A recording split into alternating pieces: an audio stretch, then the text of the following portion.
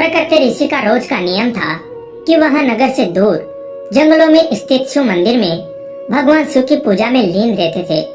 कई वर्षों से यह उनका अखंड नियम था। उसी जंगल में एक नास्तिक डाकू अस्थिमाल का भी डेरा था। अस्थिमाल का भय आसपास के क्षेत्र में व्याप्त था। अस्थिमाल बड़ा नास्तिक था। वह मंदिरों में भी चोरी डाका से नहीं चूकता था।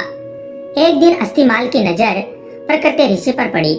उसने सोचा कि यह ऋषि जंगल में छुपे मंदिर में पूजा करता है। हो न हो इसने मंदिर में काफी माल छुपा कर रखा होगा। आज इसे ही लूटते हैं। अस्थिमाल ने प्रकृति ऋषि से कहा, जितना भी धन छुपा कर रखा हो चुपचाप मेरे हवाले कर दो। ऋषि उसे देखकर तनिक भी विचलित हुए बिना बोले, कैसा धन? मैं तो यहाँ बिना किसी लोभ के पूजा को चला आता हूँ। डाकू को उनकी बातों पर विश्वास नहीं हुआ। उसने क्रोध में ऋषि प्रकृति को जोर से धक्का मारा।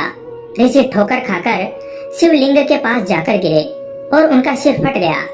रक्त की धारा फूट पड़ी।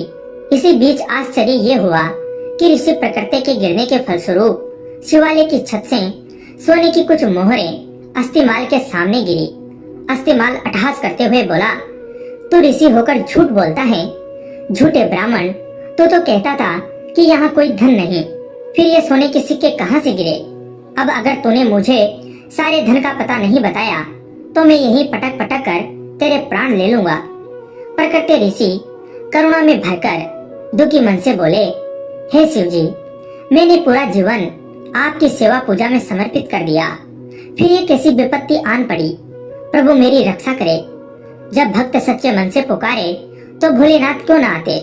महेश्वर तत्क्षण प्रकट हुए और ऋषि को कहा कि इस होनी के पीछे का कारण मैं तुम्हें बताता हूँ।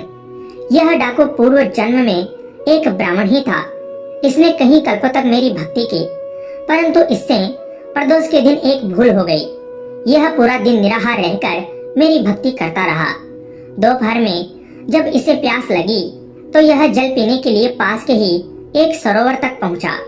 संयोग से एक गाय का बछड़ा भी दिन भर का प्यासा वही पानी पीने आया। तब इसने उस बछड़े को कोहनी मारकर भगा दिया और स्वयं जल पिया। इसी कारण इस जन्म में यह डाकू हुआ। तुम पूर्व जन्म में मछुआरे थे।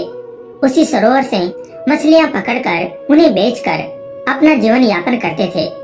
जब तुमने उस छोटे बछड़े को निर्जल परेशान देखा तो अपने पात्र में उसके लिए थोड़ा जल लेकर आए। उस पुण्य के कारण तुम्हें यह कुल प्राप्त हुआ। पिछले जन्मों के पुण्यों के कारण इसका आज रास तिलक होने वाला था, पर इसने इस जन्म में डाकू होते हुए न जाने कितने निरपराध लोगों को मारा। वह दिवालियों में चोरियां की। इस कारण इसके पुण्य सीमित हो गए और इसे सिर्फ यह कुछ मुद्राएं ही मिल पाई।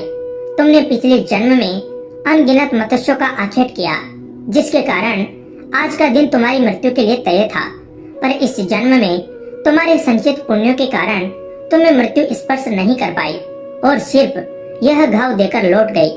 दोस्तों, इससे हमें सीख मिलती है कि ईश्वर वह नहीं करते जो हमें अच्छा लगता है। ईश्वर वह करते हैं जो हमारे लिए सचमुच अच्छा है। यदि आपके अच्छे कार्यों के परिणाम स्वरूप भी आपको कोई कष्ट प्राप्त हो रहा है तो समझिए कि इस तरह ईश्वर ने आपके बड़े कष्ट हर लिए। हमारी दृष्टि सीमित है, परंतु ईश्वर तो लोक परलोक सब देखते हैं, सबका हिसाब रखते हैं।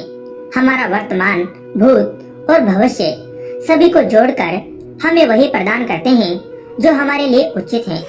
ईश्वर की शरण में रहे। हर हर महादेव।